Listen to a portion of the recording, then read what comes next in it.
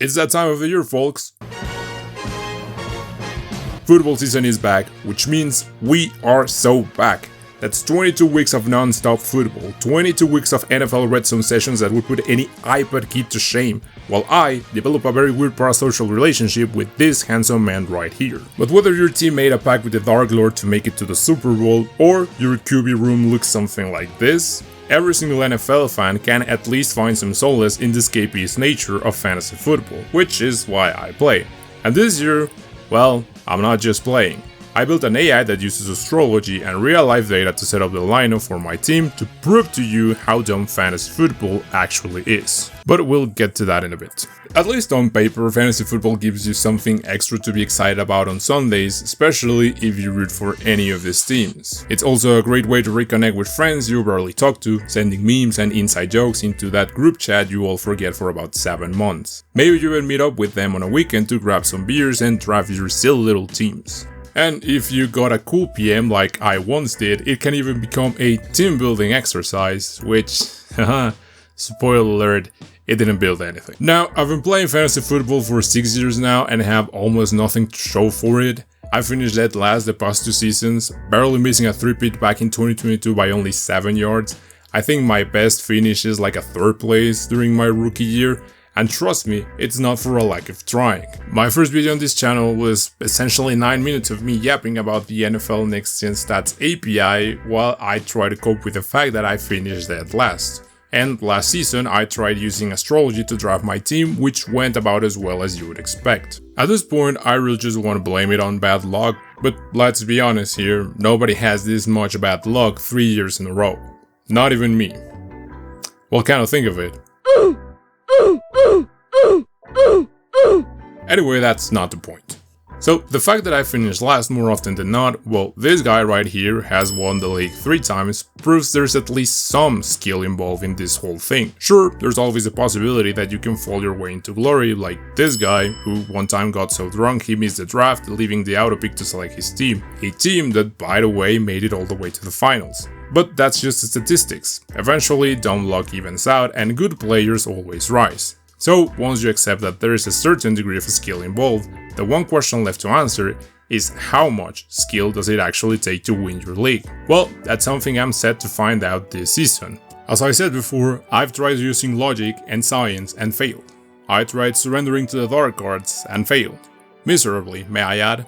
I tried pure instinct, and oddly enough that one actually almost kinda worked. So this year I combined all 3. The brawn and the brain to create the ultimate fantasy football tool.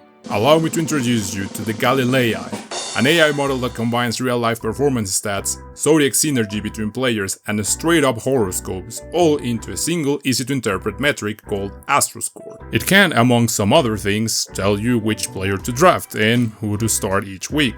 It even spits out game day horoscopes for players and predicts which team is more likely to win. Now, the way that this whole thing works is a little bit convoluted, but if, let's say, more than 100 people really beg me in the comments to explain it, I will do an in-depth video explaining the whole process. The idea is that each week I'll be competing against 2 theoretical teams. Well, 3 if you count my actual real-life opponent. The first team is how my roster would look like if I let the auto-pick draft for me. The second is the GalilAI in pure horoscope mode. No stats, just vibes. Drafting from the same pool of players I had available. On game day, the auto-pick team's lineup will always use the players with the highest projected points. The Zodiac team's lineup, on the other hand, will be chosen by the GalilAI based on WRS and mean game day score. I also have this script that will allow me to get the latest starters for each team, so the WRS is accurate for that day. Finally, my own team will be a mix of real-life data, the GalilAI's recommendations, and, you know, my own intrusive thoughts. This way I can see how many games I would have won if I trusted either one of these models. I'll be posting weekly updates in short formats across pretty much every platform so you can follow the experiment or just watch me make a fool of myself. Now, the actual draft for my league is gonna take place on Sunday, however, for the sake of algorithmic relevancy, this video has to come out this week. So, that being said, let's take out the GalilAI for a test drive. Okay, so right now I've just configured a mock draft here at Fantasy Pros with the same configuration that my real life Sunday draft is gonna have. So now I'm just gonna click the randomize button to see which place I am going to be drafting from. Okay, number 5, it's whatever, it's right in the middle. I think we can work with that.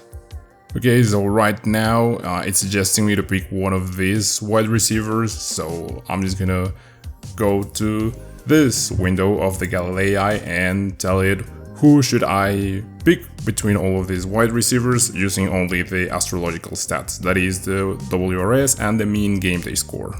Okay, here it is. I think it's thinking, it's actually analyzing. Okay, so it says that based only on the astrological measures, which is WRS and the mean game day score, I should be drafting Justin Jefferson. Okay, I'm fine with that, honestly. Okay, so now logic says that I should pick a running back, and I'm not gonna lie, I think I'm kinda screwed here. I can pick between either Chase Brown, Bucky Irving, Josh Jacobs, and Jonathan Taylor. If it was only me, I think I would go for Chase Brown, honestly. But let's see what the GalilAI has to say about this. Okay, it's actually saying that I should go with Jonathan Taylor. So, yep, I'm just gonna go with Jonathan Taylor. Okay, so after running the entire simulation, here's how the final team would look like. We have Baker Mayfield at QB1, Jonathan Taylor at running back, Breece Hall, Justin Jefferson, Tyreek Hill. The GalilAI suggests David Njoku as my tight end. I also picked Jalen Waddle at the flex, the Kansas City Chiefs defense, Brandon Aubrey as my kicker, Tony Pollard here on the bench, Jawan Jennings, Javonte Williams, Justin Fields, Emmanuel Wilson, and Allen Lazard for reasons that you will see in a moment. But I finally got a draft analysis, a final grade of D. However, I also ran the same analysis through this other page that was free, Football Guys, and it gave me a draft grade C. And maybe I'm dumb. That's always a possibility, especially given my track record when it comes to fantasy football, but I honestly like this team. It has some really good, interesting players. I think that players that, for whatever reason, I think they are undervaluing, like, for instance, Tyreek Hill. But yeah, I like my team as it is right now. Yeah, I don't think it's that far off to what I would have picked, which, you know, might be the problem, right? Because I'm doing this based on astrology alone and something that I just vibe coded during the last 3 weeks, I think. So yeah, what do you think about it? Finally, if you made it this far, first of all, thank you. I'm gonna leave you with some player recommendations according to astrology. If we go purely by astrology metrics, the WRS and the mean game day score, your top 5 QBs would be: in number 5 we have Drake May, the rookie QB for the Patriots, who already has his team Cosmic Chemistry maxed out.